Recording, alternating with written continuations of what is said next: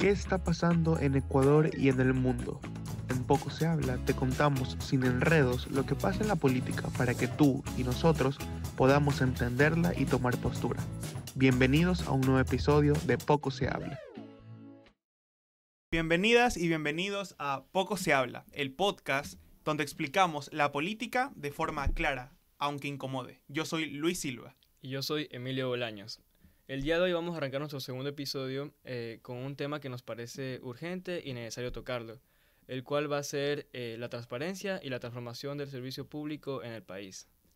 Para hablar de este tema, invitamos a una voz clave en la política ecuatoriana, Samia Tagle, comunicadora, ex asambleísta y experta en políticas públicas, con más de 17 años de experiencia, liderando procesos en el sector público, privado y académico. Ella ha estado al frente de varias reformas institucionales, ha impulsado leyes sobre fortalecimiento del sistema público, derechos de las mujeres y sostenibilidad. Y el día de hoy nos va a ayudar a entender lo que muchas veces se esconde detrás de una reforma del Estado. Samia, qué gusto tenerte aquí con nosotros. El gusto es mío, gracias Luis, Iván, por invitarme a este espacio y poder compartir con los jóvenes de estos temas que son tan importantes, como ustedes ya no son el futuro, son el presente del país y necesitamos crear estos espacios para compartir esto que está pasando y entenderlo. Samia, ya mencionado el tema, me gustaría empezar hablando un poco sobre el Ecuador, la transparencia y la eficiencia en el servicio público, que han sido temas recurrentes en debates académicos, en reformas institucionales, en discusiones legales. Antes de empezar, uno de los pasos recientes que más significativos fue para esta reforma fue la Ley de Integridad Pública, aprobada el 26 de junio de 2025, que busca reforzar principios de ética, prevención de conflictos de intereses, el control del patrimonio, entre otros. Ahora, me gustaría hacerle la pregunta, la cual es, ¿cómo definiría usted el sector público en el contexto ecuatoriano? ¿Por qué considera que genera tantas críticas en la teoría y está diseñado para garantizar estos derechos y servicios para todos? El sector público es un sector muy importante porque es el encargado, a través de sus instituciones, de brindar los derechos que están reconocidos bajo la Constitución. Por un ejemplo, si tenemos un Ministerio de Educación, es porque la Constitución establece el derecho a recibir educación de todos los ecuatorianos y el ministerio es el ente que regula la política de educación en el país y implementa las escuelas públicas. También tenemos el tema de la educación superior a través de la CENESID, por dar un ejemplo. Por ejemplo, la salud, que también es un derecho que nosotros tenemos en la parte desde la Constitución y por eso tenemos Ministerio de Educación y las diferentes hospitales, de salud y los diferentes hospitales. Entonces, de esa forma entendemos que el sector público debe de existir, debe de funcionar de manera eficiente, porque muchas veces, y en la práctica lo ves, que las instituciones privadas son más eficientes que las públicas. ¿Por qué? Porque dicen, bueno, la privada tiene un dueño que está ahí supervisando, los accionistas, que su dinero sea utilizado de manera correcta, de manera eficiente, que tenga una mejor productividad. Y ¿qué pasa en el sector público? El dinero es de todos los ecuatorianos, yo siempre les digo, porque a veces dicen, no, pero es que el sector público no es de nadie. No, es de todos. Porque todos nosotros, de pronto no algunas personas jóvenes, pero sí sus padres, están aportando una gran cantidad de dinero mes a mes a través de impuestos, recaudaciones, predios, para que el sector público pueda brindar los derechos al resto de la ciudadanía. Y es importante que nosotros tengamos ese rol de supervisar qué se hace con nuestro dinero. Ahí viene la transparencia. Para eso existe la transparencia, para que nosotros los ciudadanos podamos conocer qué se está haciendo con nuestro dinero. Poder entrar a la página web de algún ministerio o alguna empresa pública y conocer qué se está contratando con el dinero, con el presupuesto que tiene cada institución, cuánto se está pagando por eso, cuál es la nómina de empleados que tiene, cuál es el sueldo que está ganando cada uno de ellos, porque nosotros tenemos como dueños, como ciudadanos, como dueños de todo de lo que es el país y aportantes, supervisar que sea eficiente el uso de nuestros recursos y dinero. Así es, además respondiendo a todas las necesidades que tenemos los ecuatorianos.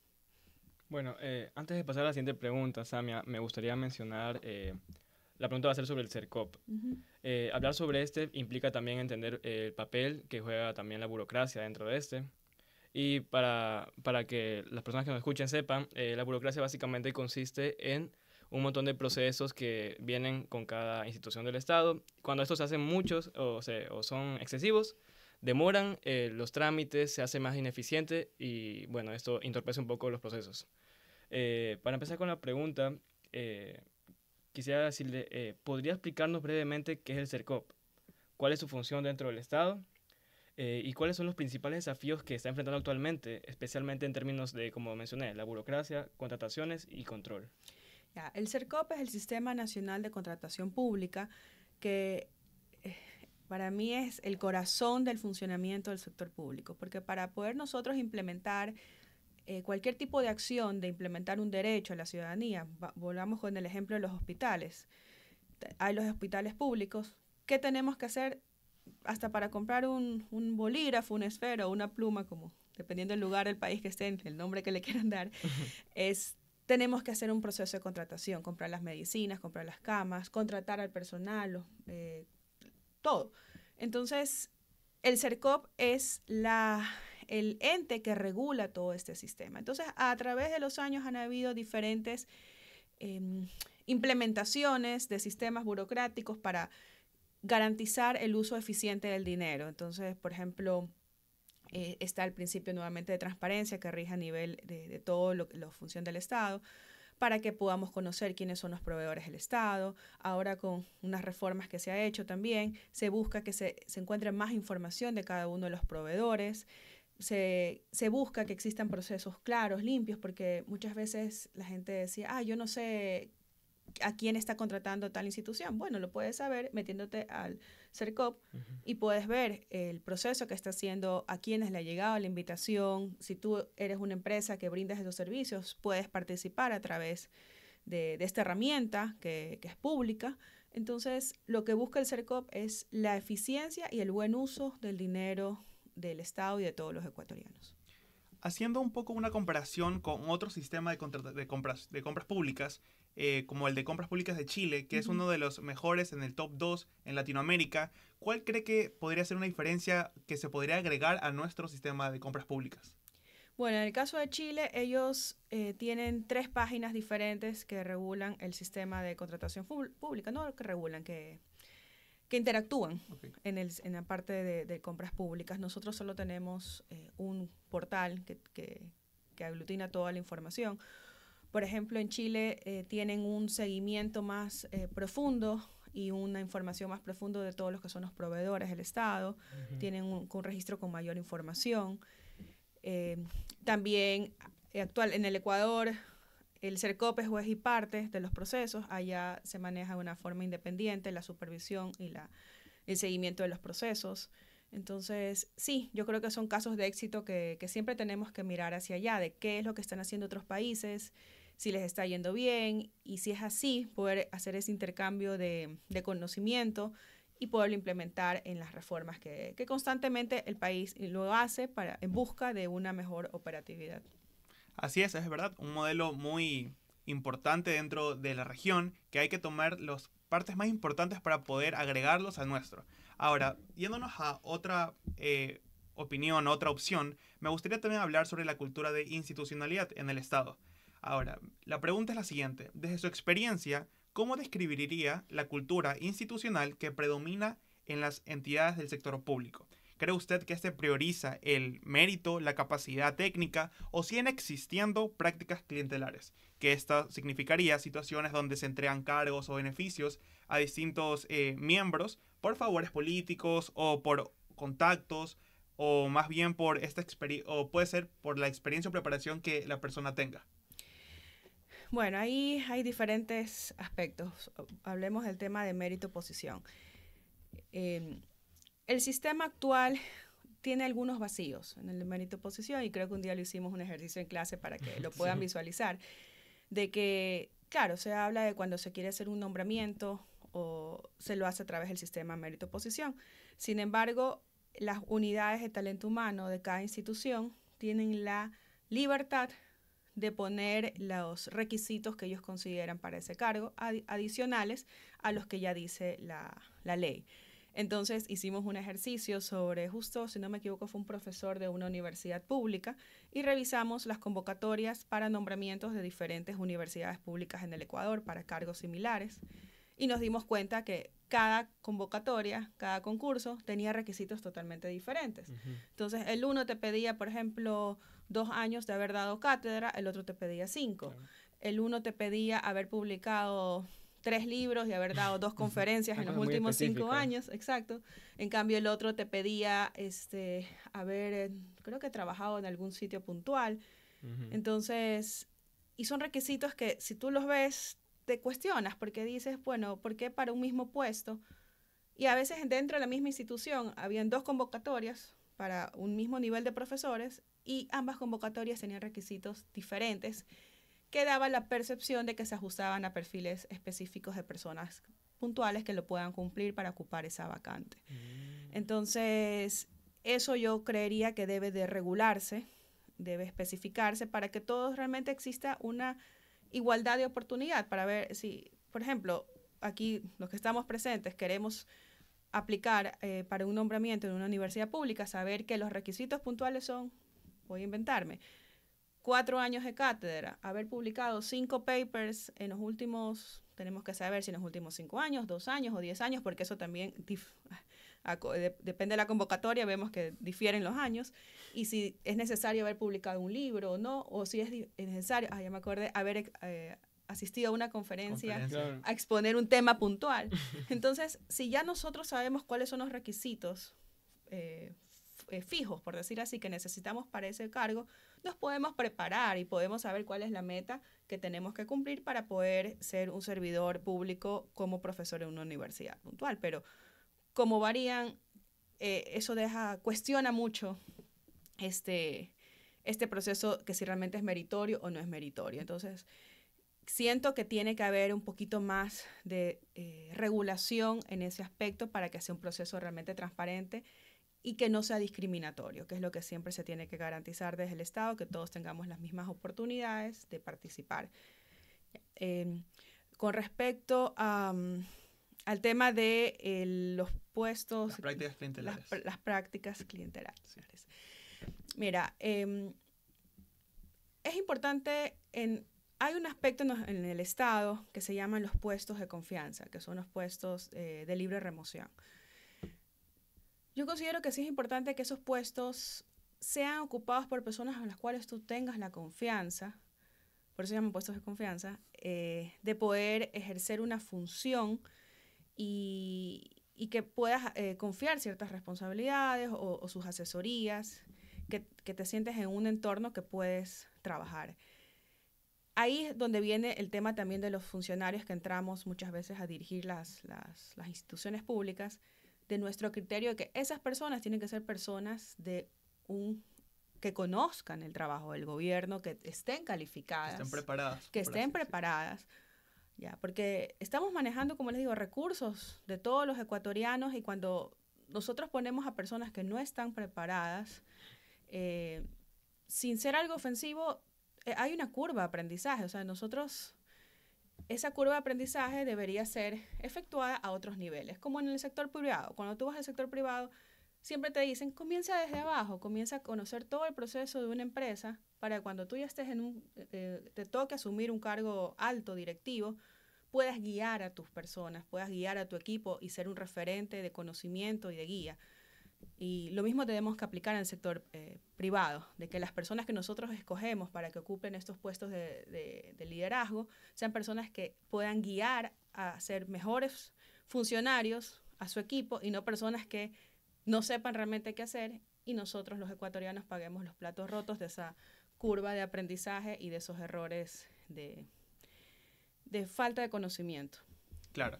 Como usted mencionaba, ir escalando poco a poco, porque es muy importante que las personas conozcan las bases de las instituciones, como por ejemplo las distintas áreas que se encuentran en el sector público, como la parte de operaciones, talento humano, también ir conociendo cómo funcionan todas estas partes para cuando ya esté en un cargo alto, de manera jerárquica, poder entender cómo funciona y actuar de la manera mejor posible para el pueblo. Claro, y también, así mismo, desde un principio se menciona que poner a alguien que no está preparado en un puesto en un puesto público, en un puesto alto, es el primer acto de corrupción. Es lo primero que te enseñan, por ejemplo, en una clase de derecho. O sea, sí, porque, a ver, una persona que no está preparada de pronto va a tomar decisiones equivocadas o, como les digo, por desconocimiento. El Estado es muy complejo. Funciona de una manera muy compleja. Como se dan cuenta, cada vez las leyes se van actualizando, los procesos se actualizan. Hay mucha responsabilidad de por medio. Existe el peculado, que es un delito que no prescribe. Entonces uno tiene que ser muy cuidadoso en respetar todos estos procedimientos burocráticos que existen justos para proteger el buen uso de los recursos, y muchas veces por ignorancia hay omisiones de estos procesos y generan problemas a futuro.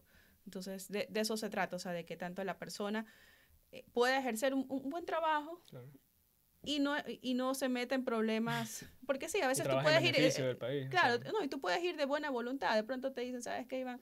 Claro, ven, pero yo no sé qué hacer ahí. sea directivo, y de pronto tú lo vas a aceptar también, que claro, eso es otra cosa que también, si no estás preparado, bueno, ya, pero lo puedes aceptar y te vas a meter en problemas porque por desconocimiento de la función interna, de las leyes, de los procedimientos, te puedes saltar muchas cosas, y la gente que está a tu alrededor no muchas veces te va a levantar esas alertas y te va a decir, Iván, te estás equivocando, sino que a veces quieren que te equivoques, porque son personas que llevan muchos años ahí y de pronto fueron puestas en otros periodos, en otros gobiernos, y no están pensando en el bienestar de los ecuatorianos, sino muchas veces en el bienestar propio. Entonces, uno tiene que tener también, el conocimiento te da poder de protegerte, poder de hacer las cosas bien a nivel laboral. Entonces, mi consejo siempre,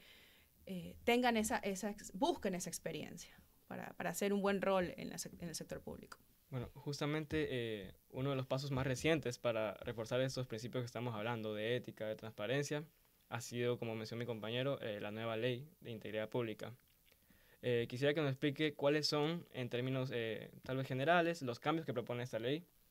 ¿Y cree usted que esta normativa puede de verdad transformar la función pública o son necesarios cambios más profundos en realidad? Bueno, en tema de esta nueva ley que entró en vigencia hace poco, sí propone unos cambios bastante interesantes. Por ejemplo, en la parte del talento humano, propone la parte de la evaluación del desempeño permanente, si no me equivoco, cada 6 meses. Y eso es importante porque actualmente existen los nombramientos, entonces mucha gente, una vez que ya adquiere su nombramiento, es como que ya se siente súper seguro, y de pronto su comportamiento como trabajador muchas veces suele cambiar, porque es como que ya estás en tu posición, tu zona de confort. Entonces, esta parte de la evaluación del desempeño es súper importante para que la gente esté motivada a hacer las cosas bien, porque saben que te van a estar monitoreando, te van a estar evaluando cada 6 meses, y eso también es importante para los ecuatorianos, conocer de que los servidores públicos van a estar evaluados.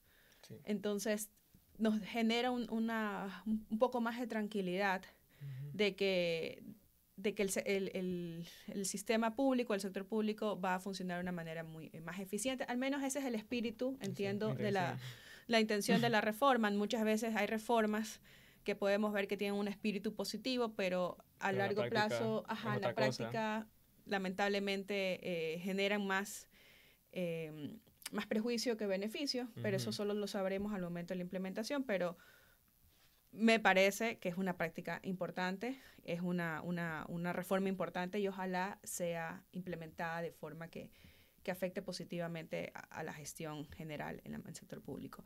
Otra reforma que se aplicó es el tema a nivel penal, el tema de que los jóvenes que cometen tantos delitos al día de hoy, que muchas veces están reclutando a niños, jóvenes, adolescentes, para que cometan a los delincuencia organizada. Entonces, porque muchas veces los jóvenes por la ley tenían unas penas mucho menores, ¿no? Entonces, ya ahorita esto permite que las personas que cometen esos delitos tengan unas penas mayores.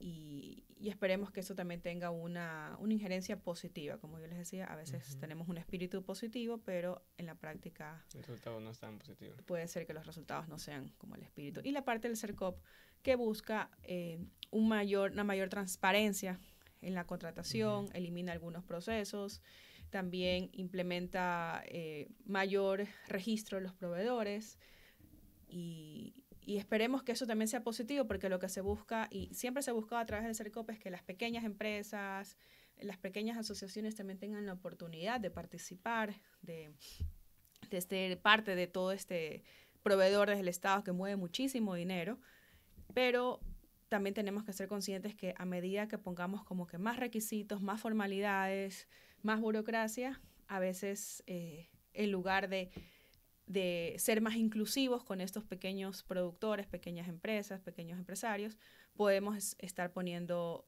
bloqueos, más trabas para su implementación. Y yo un momento les daba ejemplos en la práctica de lo que me pasaba cuando estuve al frente de una institución, que un caso puntual, recuerdo que necesitábamos un repuesto, que era algo que solo se encontró en pequeños locales que vendían repuestos, y cuando les dijimos, por favor, necesitamos hacer compra de estos repuestos, nadie más los tiene, las empresas grandes ya no los tenían, ya no los fabricaban, y ellos nos decían, bueno, por un proyecto, por un repuesto de $200, $300, o sea, aquí nadie en mi empresa sabe manejar el CERCOP, nadie conoce cómo funciona esto, meternos es demasiado engorroso por hacer esta venta, nosotros pasamos. Entonces a veces tienes esos desafíos también de que la gente tienes que tener una expertise para manejar el portal, no todo el mundo lo tiene. Y eso es muy importante porque las personas deberían conocer más este tema de las compras públicas, deberían saber cómo entrar a la página, cómo poder administrarla, y no solo las personas que están especializadas, sino es algo más general que, digamos, una persona, los proveedores mismos que quieren entrar a la página para poder ofrecer estos servicios de los productos que hacen falta y que tienen en estos pequeños locales, como por ejemplo usted decía, deberían conocerla para poder también sacar beneficio de esto y poder empezar a vender más, tener más clientes a quien poder ofrecerles sus servicios. Sí, deberíamos, o sea, poder capacitarnos más. Exacto. Entiendo que también se está enfocando por esa vía. Y otra cosa que también exista desde las instituciones y desde las entes de control, que se revise que realmente las instituciones cumplan con sus proveedores, porque ese es otro problema también. Muchas veces tú le dices a un proveedor, participa, que mira que hay un proyecto, que el Estado, te dicen, nosotros no nos vamos a meter eso porque, o sea, históricamente el Estado también ha sido muchas veces mal pagador. Entonces también es importante que el CERCOP vea y haga llamados, alertas. Yo tengo un ejemplo, o sea, un caso puntual que me pasó a mí como persona independiente de un proceso en el CERCOP, o sea, con una institución pública, que terminaron 5 años y nunca me pagaron.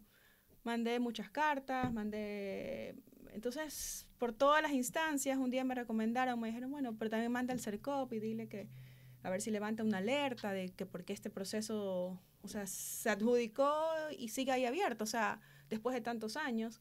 Entonces, eso también debería existir, o sea, si ya le adjudicaste a alguien como institución, decir, a ver, señor, ya la persona cumplió su proyecto, pague. Claro. Pero en ese sentido me acuerdo que fui hasta Procuraduría, porque te dicen que el Procuraduría es el abogado del Estado y que tú puedes, solicitar, ¿cómo es que se llama? Mediaciones cuando tienes algún problema. Fui a mediación y la declararon fallida porque la institución pública fue una vez y después no quiso volver a asistir. Entonces, y la respuesta siempre fue, enjuícienme, métanme en juicio. Y para una empresa pequeña ir a un juicio, pasar años, claro, contratar a un abogado, ya nada, pues ya. Entonces, son cosas que aprendes. Yo lo tomo como un aprendizaje. Para mí esa fue como que una maestría personalizada que obtuve en compras públicas y, en serio, eso cuando ya pasé a la parte de administrar una empresa pública, me sirvió muchísimo, o sea, muchísimo de conocer muchas cosas. O sea, por ejemplo, que cuando tú adjudicas algo, siempre hay un presupuesto que ya está aprobado para esa contratación, quiere decir que el dinero está ahí. O sea, tú no puedes comenzar un proceso si tú no tienes una partida presupuestaria. La partida presupuestaria te la autoriza el Ministerio de Finanzas, te dice sí, ok, si hay plata para contratar eso, usted institución procede a contratar. Entonces, el dinero está ahí. Entonces, si la institución no te paga, es la institución la que está generando un bloqueo, un problema, porque todo esto nace de una forma, digamos, correcta desde que el Estado te garantiza que hay un fondo para contratar algo. Entonces, ahí es cuando te das cuenta que a veces hay malos funcionarios dentro de instituciones correctamente. Y se presta a actos de corrupción, actos de... Pero en todo caso yo no pierdo la esperanza de que las nuevas generaciones que son ustedes, que tienen, vengan con más valores al sector público y realmente piensen en hacer las cosas bien.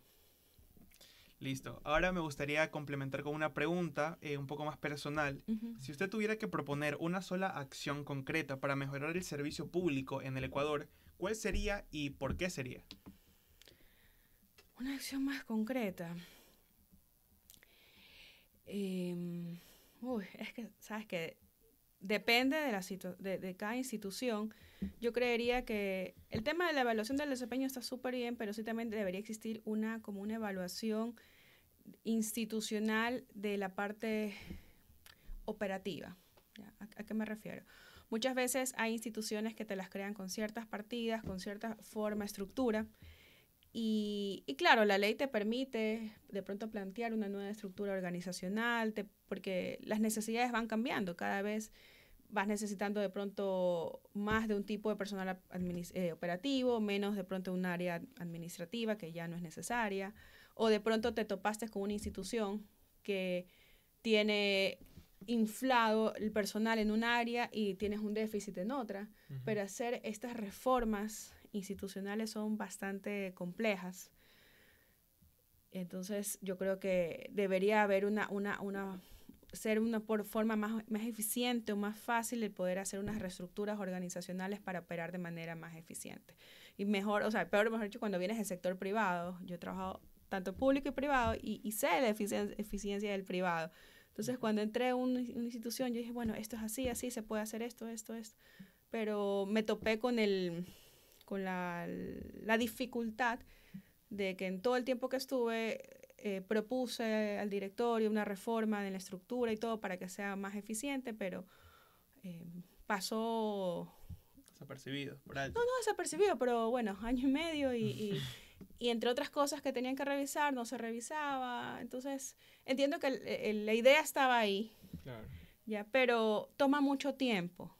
Toma mucho tiempo. O sea, varios procesos. Varios procesos. Tienes que pasar por diferentes personas que lo evalúen y a veces nos perdemos en las urgencias del día a día y dejamos esto a un lado y al final del día esto también es importante porque lo que buscas es un mejor uso de los recursos del Estado al ser más eficiente. Entonces, eso, o sea, como que puedas tener un poco más de flexibilidad de actuar en la manera de las estructuras operativas organizacionales. Por ahí.